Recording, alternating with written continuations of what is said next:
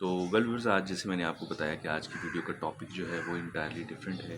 Different इस angle से है क्योंकि आज कुछ थोड़ा सा कंपैरिजन हमने बनाया है। कंपैरिजन इस एंगल से बनाया कि एक दो कल मेरी नज़र से एक चीज़ें गुजरी थी, तो मैंने कहा चलें फिर आपसे इस चीज़ों को शेयर करते हैं।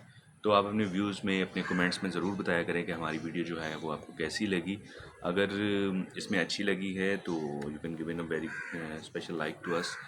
तो अगर इसमें कुछ आप ऐसी चीज़ ऑब्ज़र्व करते हैं कि जो कि आपकी नज़र में कुछ इतनी बेहतर नहीं है, तो you can guide to us. तो उसमें भी हम इंशाल्लाह उसको पूरी कोशिश करेंगे कवर करने की।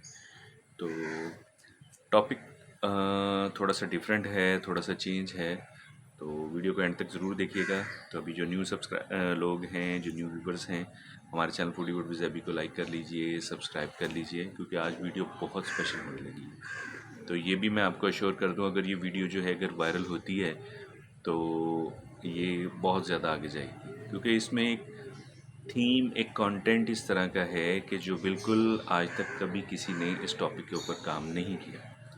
तो बताइएगा, क्योंकि इसमें कुछ ऐसी आइडियालॉजी हम आपसे डिस्कस करेंगे, कुछ ऐसे लोग आपको दिखाएंगे कि जो जिन्होंने अपनी पूरी लाइफ जो है वो डेडिकेट की किसी काम के लिए, लेकिन उनकी जो इस्लाह का सिलसिला था उस पर भी उन्होंने काम किया, लेकिन जो उनकी कदर मंजिलत थी वो नहीं हुई, जो कि बहुत दुख की बात है। वो चाहे हमारे इधर कंट्री में है या आउट ऑफ कंट्रीज़ में हैं लोग। तो इस टॉपिक के ऊपर आज की वीडियो का थीम है, आज का कॉन्सेप्ट ऑफ आइडियालॉजी जो है वो इस तरह का है कि हमें इन चीज़ों को, जो पौधों की आबियारी कर रहे होते हैं या जो बीज लगा रहे होते हैं, उनकी कदर होनी चाहिए। तो वो in the shape of parents हैं, वो माँ बाप हैं, वो असातिज़ा हैं, उसके बाद अच्छे दोस्त हैं, उनकी कदर होनी चाहिए। तो इस टॉपिक के ऊपर आज की वीडियो जो है वो हम बनाएंगे।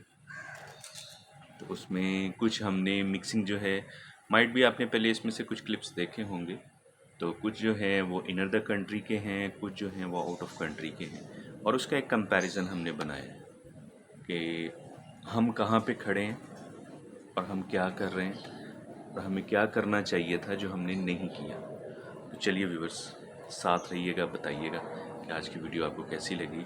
चलिए फिर स्टार्ट करते हैं, और वीडियो को एंड तक देखिएगा और कोशिश कीजिएगा ज़्यादा से ज़्यादा इस चीज़ को शेयर करें, क्योंकि जब अच्छी चीज़, जब पॉजिटिव चीज़ आप लोगों तक शेयर करेंगे तो उससे बहुत से लोगों की इस्लाह होगी। तो अगर चलें किसी की भी इस्लाह होती है, इस वीडियो को देख के अगर लोग थोड़ा सा इसमें से कुछ सीखते हैं और इसके ऊपर इम्प्लीमेंट करते हैं, तो चलें माशरे में बेहतरी आएगी। अल्लाह करे कि इसमें हम कामयाब हों। तो चलिए फिर स्टार्ट करें। तो चलिए व्यूअर्स, से आपको मिलाते हैं आज एक ऐसे लेजेंड से जो कि अब इस वक्त इस दुनिया में नहीं है, तो वो है रूही बानो। तो ये आज से बहुत पहले की बात है, यानी आप ये समझिए कि बचपन की ये बातें हैं जो आज आपसे डिस्कस करेंगे। ये वो चेहरा है जो किसी तारुफ का मोहताज नहीं है। जब इनके ड्रामे लगा करते थे तो सड़कें सुनसान हो जाती थीं और लोग बड़ी इन्वॉल्वमेंट के साथ, बड़े पैशन के साथ इन चीज़ों को देखा करते थे। इकट्ठे फैमिली में सब लोग बैठ के जो थे वो इन ड्रामों को मॉनिटर करते थे, और इनके अंदर बहुत से लेसन होते थे। और जो उस वक्त की ख़वातीन होती थी वो उनके हेयर ड्रेसिंग को, उनके ड्रेसिंग को जो थी वो फॉलो किया करती थी, और एक बड़ी तवज्जो के साथ जो थी हरकत व सकनात को देखा जाता था, और उसके अंदर ये चीज़ ऑब्ज़र्व की जाती थी कि रियलिटी जो है वो कितनी करीब तर है। तो सबसे ज़्यादा उसमें एक एडवांटेज ये भी आता था कि तमाम घर के जितने अफराद थे, बुज़ुर्गों से लेके बच्चों तक, सब एक जगह पे बैठ के इस चीज़ों को देखा करते थे। तो उसमें ये भी था कि इस्लाह भी होती थी बच्चों की, और किसी किस्म की कोई इस तरह की हरकतें नहीं होती थी कि जो कि प्रॉब्लमेटिक बने।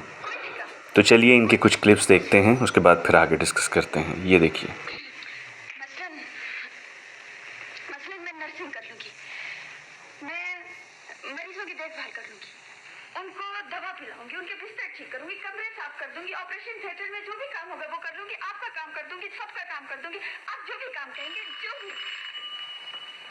देखो प्लीज, नहीं नहीं देखो, अभी किसी को अंदर नहीं भेजना और कह दो कि इंटरव्यू खत्म हो गए।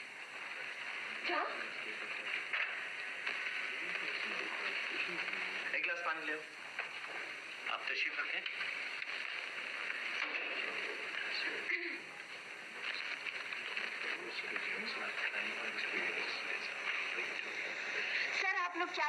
Sir please.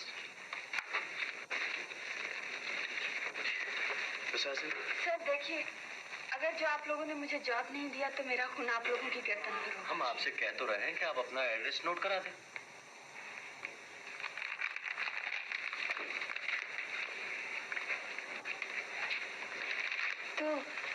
तो आप लोग इनकार कर रहे हैं? ओहो ठहरिए मिस आसिम। डॉक्टर सलमान, मेरे ख्याल में इन्हें कुछ दिन तक ट्रायल पर नहीं रख लिया जाए। ठीक है मिस आसिम, हम आपको एक हफ्ते के ट्रायल पर रखते हैं। अगर आपने ठीक तरह से काम कर लिया तो हम आपको रख लेंगे। जी आपको रख लेंगे हम।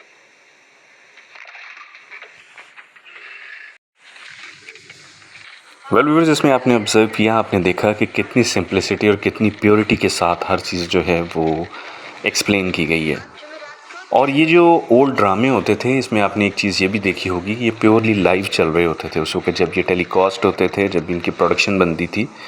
तो उसमें बैकग्राउंड में किसी किस्म का कोई म्यूज़िक, कोई कवरेज जो थी वो नहीं पॉसिबल थी। तो ये बड़ी बात है कि इतना 1 घंटे का ड्रामा जो होता था उसके अंदर तमाम चीज़ें जो थी वो कंट्रोल करके उन पैरामीटर्स के अंदर बिल्कुल सेम रियलिस्टिक वे में वो दिखाई जाती थी। तो आप इनका चेहरा भी देखिए रूहीबानो का कि कितनी मासूमियत इनके चेहरे पे है, प्लस बिल्कुल रियलिटी और रियलिस्टिक है। मसलन कोई ऐसी एक चीज़ होती है कि जो आर्टिफिशियल हो या जो दिखाई जा रही हो ऐसी रियलिटी ना हो, लेकिन अफसोस कि इनकी कदर किसी ने नहीं की। आगे जाके मैं आपको एक चीज़ें 1-2 शेयर करता हूँ इनके साथ। जब आप उस चीज़ को देखेंगे, आप उस चीज़ को ऑब्ज़र्व करेंगे तो लिटरली आपको काफ़ी उसमें जो है वो दुख होगा। और वो एक ऐसा एलिमेंट है कि हम लोग अपने बंदों की, अपने लोगों की उस वक़्त कदर करते हैं जब वो दुनिया से चले जाते हैं। उससे पहले वो हमारे लिए बिल्कुल एक ऑर्डिनरी और एक आम फहम, एक रूटीन का सिलसिला होता है। तो जब उनकी कदर खो जाती है, जब वो आंखों से ओझल हो जाते हैं, तो फिर हम उनकी तलाश में निकलते हैं। तो जब उनकी तलाश करने की कोशिश करते हैं तो वो हमें कहीं भी नज़र नहीं आते।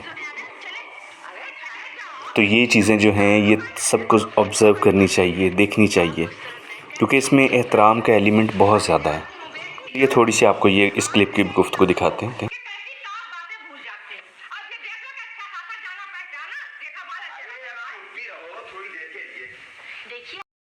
ये देखिए व्यूअर्स, प्राइड ऑफ परफॉर्मेंस लेने वाली खातून जो है, हर एक ने उनको यूज़ किया, हर मीडिया हाउस ने जो है वो उनको इस्तेमाल किया, उनके इंटरव्यूज़ किए, उनके साथ सेल्फ़ीज़ बनाई। सेल्फ़ीज़ बनाने के बाद दोबारा कभी उनसे रब्ता भी नहीं किया, और वो अपने तमाम सिस्टम को गुज़ारती एक दिन जो है वो इस दुनिया से चली गई। आज भी देखिए, आज भी आपने देखा होगा कि कितने चैनल हमारे मुल्क के अंदर चल रहे हैं, कभी किसी ने इनकी बायोग्राफ़ी जो है उसको रिपीट नहीं किया। बहुत से चैनल 80% में से कुछ लोग ऐसे हैं, कुछ चैनल ऐसे हैं जिन्होंने इनके ऊपर काम भी किया और दिखाया भी, उस चीज़ को उजागर भी किया, उनकी अप्रिसिएशन है। लेकिन मेजर ऑफ़ लोग इतने ही हैं जिन्होंने बिल्कुल भी इस चीज़ के ऊपर कोई काम नहीं किया। तो ये आपका हमारा विरसा होता है, ऐसे लोग, ऐसी आइडियालॉजी रखने वाले लोग जो बिल्कुल क्लीन और ट्रांसपेरेंट हों, तो ये असासे होते हैं मुल्क के। और जब वो खो जाते हैं, अभी आप इनकी पर्सनैलिटी देखिए और फिर इनकी जो कंडीशन हुई, जब आप उसको देखेंगे तो आपको बहुत तकलीफ़ होगी। तो ये हमारी सोच है। ये देखिए इनकी ये पिक्चर, ये हालत इनकी हो गई थी एंडिंग डेज़ पे, कि ये सड़कों पे फिरती थीं और मांगती थीं, और सड़कों पे मांग के खाना खाती थी। तो ये वही रूहीबानो है जिसने पीटीवी के लिए बहुत काम किया, पीटीवी को बहुत सरमाया इकट्ठा करके दिया। तो पीटीवी ने इसके लिए क्या किया है? कुछ भी नहीं किया। सिर्फ़ और सिर्फ सेल्फ़ीज़ बनी है, सिर्फ़ और सिर्फ जो है वो अपने व्यूज़रशिप जो है उसको गेन किया है, अपने चैनल्स को प्रमोशन दी है, और उसके बाद फिर कोई भी वहाँ पे नहीं गया, ना इनके घर में गए, क्योंकि ज़ाहिरी बात है इनके साथ एक ऐसा हादसा पेश आ गया जिसकी वजह से ये मेंटली रिटायर्ड हो गई। लेकिन उसमें ये भी था कि जो प्राइड ऑफ परफॉर्मेंस है, एक परफॉर्मेंस करता हुआ बंदा जो है वो आपके कंट्री के अंदर है, एक लेजेंड है, तो आपने उसके लिए कुछ भी नहीं किया। अब ये इनकी पिक्चर्स देखिए, जब आप इनकी पोर्ट्रेट देखेंगे तो आपको नज़र आएगा कि वाकई कोई पर्सनैलिटी है, कोई शख्सियत है, कोई ऐसी शख्सियत है जिसके अंदर रियलिटी थी। और इनकी जो एजुकेशन है, she is done in the masters. लेकिन जैसे जैसे मीडिया हाउसेस में आई, उन्होंने अपना जो है वो लोहा मनवाया और बहुत ग्रोथ किया, इतना ग्रोथ किया कि सिंबल ऑफ आइडियोलॉजी बन गई। लेकिन इशफाक अहमद साहब के बहुत से ड्रामों में इन्होंने काम किया, उनकी जो राइटिंग थी उसको एक्सप्लेन, देखें एक्सप्रेशन को एक्सप्लेन करना भी एक आर्ट है, और ये बाज़ लोगों में गॉड गिफ्टेड होता है, और बाज़ लोग इसको अडॉप्ट करते हैं लेकिन उस तरह जो है वो प्रेजेंट नहीं कर पाते हैं, जिसकी वजह से वो नाकाम हो जाते हैं। लेकिन रूही बानो जो हैं, इनका एक ऐसा सिस्टम था कि वाकई जब आप कभी भी पीटीवी के ओल्ड ड्रामे, इनके ब्लैक एंड वाइट जो ड्रामे होते थे, उनको ऑब्ज़र्व करें, उनको देखें, तो आपको नज़र आएगा कि वाकई एक बिल्कुल रियलिस्टिक और बिल्कुल ऐसे क्लीन और ट्रांसपेरेंट एक चीज़ जो है वो चल रही है। तो हमें ये सोचना चाहिए, हम सबको ये सोचना चाहिए कि अभी हमारे पास जो लोग बचे हुए हैं, जो विरसे में आते हैं, तो ये बड़े बड़े मीडिया हाउसेस को चाहिए कि उनको एक्सप्लोर करें, उनकी प्रॉब्लम्स को अपनी प्रॉब्लम समझें, उनके ऊपर फोकस्ड करें, उनके ऊपर काम करें, उनको कोई काम दें ऐसा जिनसे उनका सिलसिला जो है वो घर का, रोज़गार का सिलसिला चले। क्योंकि देखें, जब इतना बड़ा लेजेंड होता है, इतना बड़ा सेटअप होता है, तो उसको सिर्फ लोग मिल जाएं तो वो दोबारा ज़िंदा हो जाता है। तो अफसोस कि हमने इतना अच्छा बंदा जो है वो खो दिया, लेकिन उसको खोने के साथ साथ हमने अपनी ट्रेडिशन को भी खो दिया, और हमने ये बता दिया कि हम किस तरह के लोग हैं, कि हम उस वक्त इंसान की कदर करते हैं जब वो इंसान हमारे पास नहीं होता। जब वो होता है हमारे पास, तब वो हमारे लिए दर्द सर बन जाता है। तो जब वो चला जाता है तो फिर हम तलाश शुरू कर देते हैं, और उस तलाश का उस वक्त कोई फ़ायदा नहीं होता। तो आपने पहले भी चेहरा देखा, और अब ये देखिए कि ये मीडिया हाउसेस वाले जो हैं, ये पीछे हैं, वो सेल्फीज बनवा रहे हैं, अपने आप को कैश करवा रहे हैं कि जी हमने ये कर दिया, हमने वो कर दिया, और कुछ भी नहीं किया इनके लिए। इनकी एक सिस्टर हैं जो कि टर्की में होती थी, इस्तांबुल में, वो इनको वहाँ पे ले गई, और वहाँ वो इनको सांस का इशू चल रहा था और वेंटिलेटर पे इनकी डेथ हो गई। और हमारी दुआ है कि अल्लाह ताला इनको जन्नतुल फिरदौस में आला मकाम अता फ़रमाए और इनके तमाम सगीरे और कबीरे गुनाह माफ़ करे।